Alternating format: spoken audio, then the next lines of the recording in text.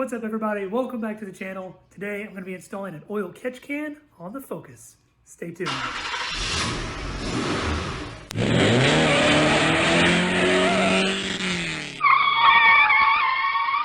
These oil catch cans are a very simple design. These name brands out here are fairly expensive. I did go the cheap route. I actually got mine off of Amazon, but there's going to be a few other things that you're going to have to buy with it. So I'm going to show you what I got and what I had to buy extra to make this thing work the way that it's supposed to.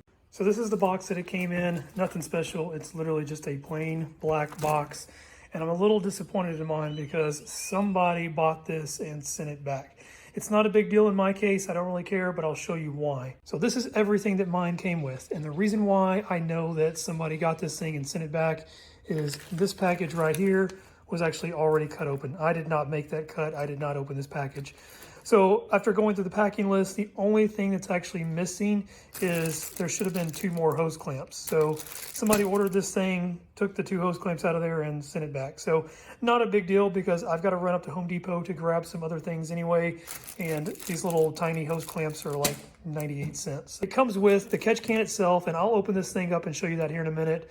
You're going to have a little breather if you choose to run it like that. It comes with these 2 large fittings for your inlet and outlet over here. I believe this is 9/16. Don't quote me on that one though, but I believe that's the size of those.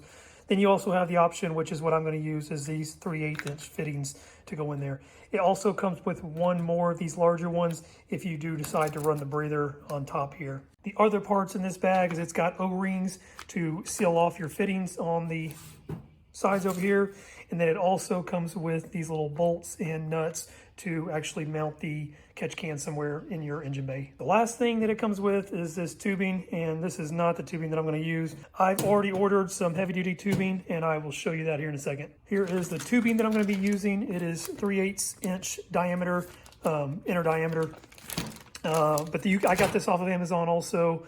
I think it was like $10 for this 5-foot roll. So the only thing that I'm missing is a couple of hose clamps. I'm probably gonna have to grab 4, so it'll be 2 to go on the catch can itself, and then I'll need 2 more to run on the lines on the car. I'm gonna set the tripod up with the camera and then take this catch can over here, open it up, and just show you everything that's inside. Everything's pretty simple with this thing. Like I've already said, this is the bottom half. You're gonna have 1 large O-ring lining the outside to seal it off. But that's pretty much it. This top piece has a few removable parts. So one is obviously going to be the baffle, and the baffle actually opens up. And a lot of people will put steel wool, or I wouldn't put steel wool, I'd put some stainless steel wool. I've also heard of them using like Scotch Brite. Scotch Brite actually makes a steel, I guess, cleaning pad, and you can cut it to length however you want. The other part is going to be your little dipstick here. The last part is going to be this top bolt right here. So if you're running a closed system, which is what I'm going to do, it will have 2 O-rings. So just if you pull this apart, make sure you don't lose either of these. It's going to have 1 on top over here and then 1 on the bolt right here itself to seal that off. The one thing that I did notice on this thing is there were burrs inside of here where the anodized red was kind of peeling off. If you order one of these cheaper ones, look in there, make sure you get all that out. You definitely don't want that going into your intake. On the baffle, if you open this thing up, there's little burrs on each one of those little holes that they drilled. What I'm going to do is just take a drill bit and not necessarily attach it to my drill or anything, but just kind of go in there and just kind of scrape all that off. Make sure that there's nothing loose. It's going to, fall into your intake. And I ran up to Home Depot and got these 4 little hose clamps. And then I also picked up this Scotch Brite these stainless steel scrubbers. And I think this is going to work perfect for inside that baffling. So I've actually already cut a piece and I've got it fitted down in there. So I'm going to go ahead and put all this back together and then we'll get started on installing it on the car. First thing I'm going to have to do is remove this engine cover. It just pops straight up. Now I'm going to have to remove the intake manifold. It is a total of 5 bolts, I believe. You can see 1 there, 1 there, 1 down in there, 1 back right there, and then there's 1 more right back in there. After I remove those bolts, I'm going to have to disconnect my map sensor here, and then you've got 1 more connection right back here you're going to have to remove. The last thing after I remove these sensors is I'm going to have to loosen up these hose clamps and remove the charge pipe from the throttle body. That way I can pull the whole intake manifold off.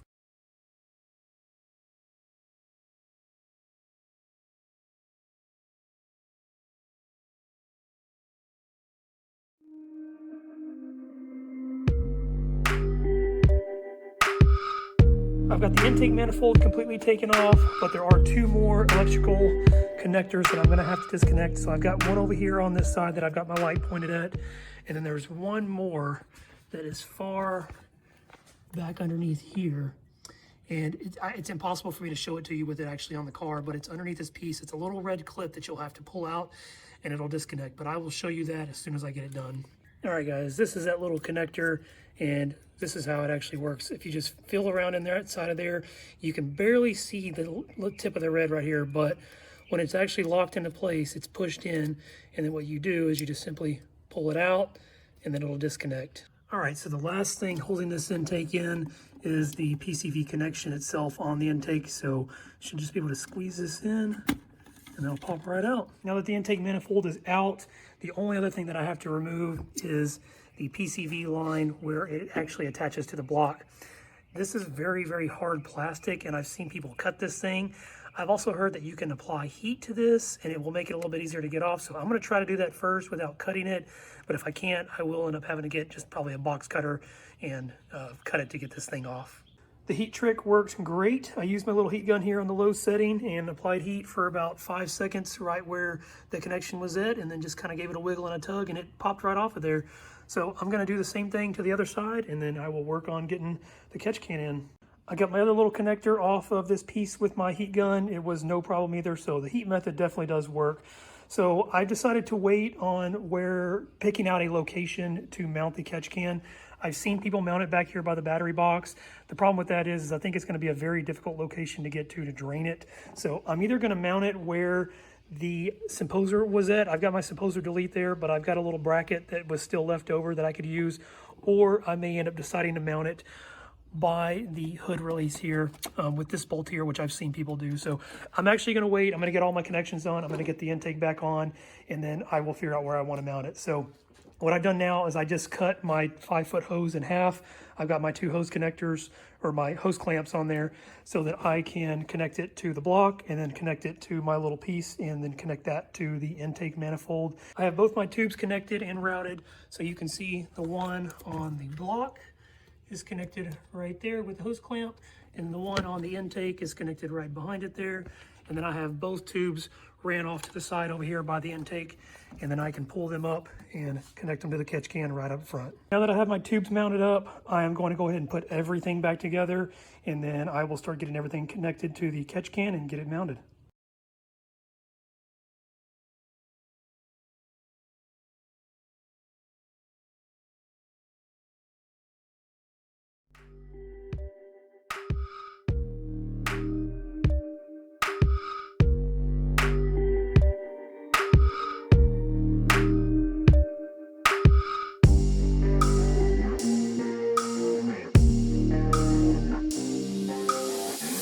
Got the intake manifold back on. The only thing I need to put back on is my filter onto the intake over here, but I'm going to leave it off for now so I have a little bit more room to work with these hoses in the catch can. After looking over the engine bay and trying to figure out a place to mount this thing, I think I have finally decided on using this little mount hole where the Simposer delete used to be.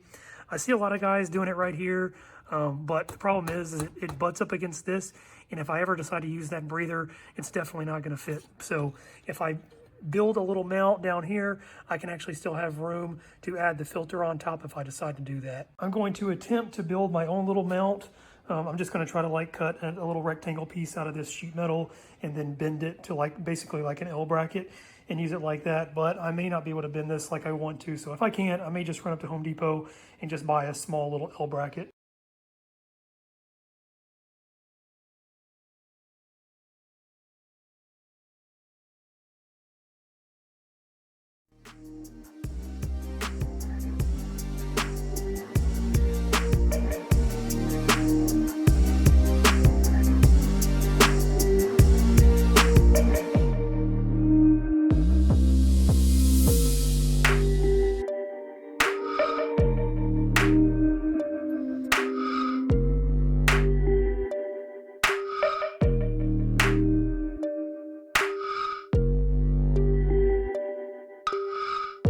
little bracket made here. I got my holes drilled out, so the holes that will attach to the catch can itself right here are, I believe they were 3/16, and then the hole right here that's going to attach down here on the nut where the sound composer used to be was 1/4 inch. So I'm gonna go get this thing painted up first. I'm gonna put some high heat primer and black paint just to make it look a little bit nicer in the engine bay. I got the bracket painted. I let it dry overnight, so I'm gonna go ahead and get everything mounted up and I will show you when I'm done. The catch can is all mounted up. My little bracket worked out perfectly. I've got my hoses all connected up. I will most likely shorten these later on, but for now I'm gonna leave it as is. I hope this video helped any of you out, and if you liked the video, please like and subscribe, and I will catch you guys next time.